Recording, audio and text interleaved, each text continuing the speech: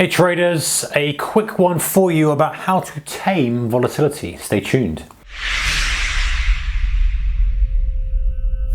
Hey guys, warm welcome to you. All right, so this quick one to tame volatility. So volatile markets at the moment, super crazy, going wild, blah, blah, blah. And I've done a video, which hopefully will be up soon. If it's not, make sure to subscribe to hear it. Hit the bell if you want to be notified of any videos, that kind of stuff.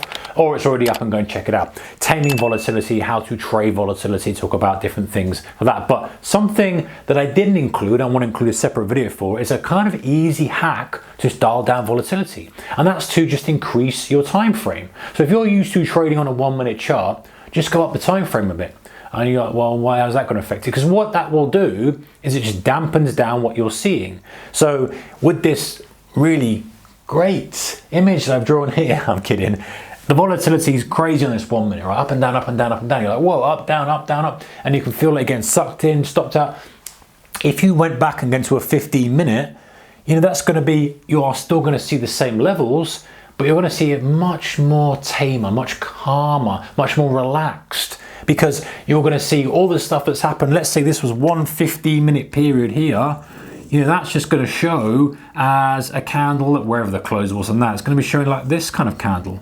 Okay, versus 1, 2, 3, 4, 15 candles going crazy. So you're dialing down the volatility, but it doesn't mean that you lose sight of the levels, because of course the levels are still going to be here. They're just going to be less touches when you've got the higher time frame candles there. So it helps you just dial things down. And if you're not used to trading on the higher time frames, that's fine.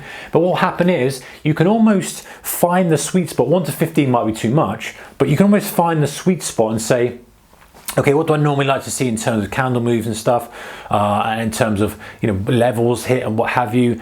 Okay, well, if I go up to a 5 minute, does that change it? Ah, that's better. Now, it's not going to change the range of the candles. It's not going to change the levels. But what it's going to do is it's going to show you, you know, just surmising 5 minutes worth of data in one. We're used to wanting to see every 1 minute. So you can kind of trade it a little bit like you would normally do a 1 minute. Obviously, you need to extend your targets. Obviously, you need to reduce your size. But from a graphical perspective of seeing stuff, and as traders, we kind of develop this intuition, develop this field, develop this vision for things based on the time frame we're used to watching.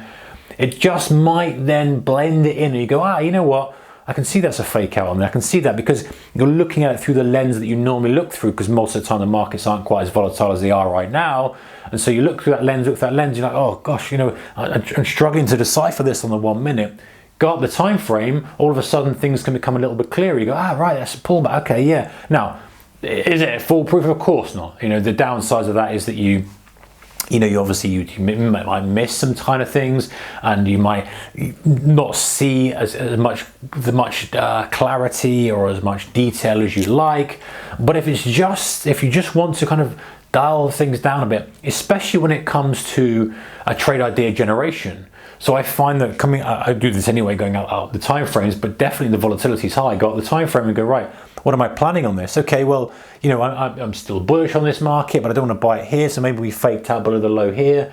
Okay, great. So you start to see things a bit clearly, whereas this you might go, what a mess, what a horrible mess. You know, what am I going to do with this? You know, there's a level here, there's a level here, there's a level here, done this, done that. Doesn't mean, you know, whereas if you go up the time frame, you might say, okay, nice level down there, let's look for a range break fake type trade, or whatever it is. So it helps you put things into context. It helps you slow the thinking down a bit. Because guys, you know, when the volatility is high, you've got to be careful and get forced into making quicker decisions, because the 1 minute charts goes thing up to a level, down again, thing up to a level.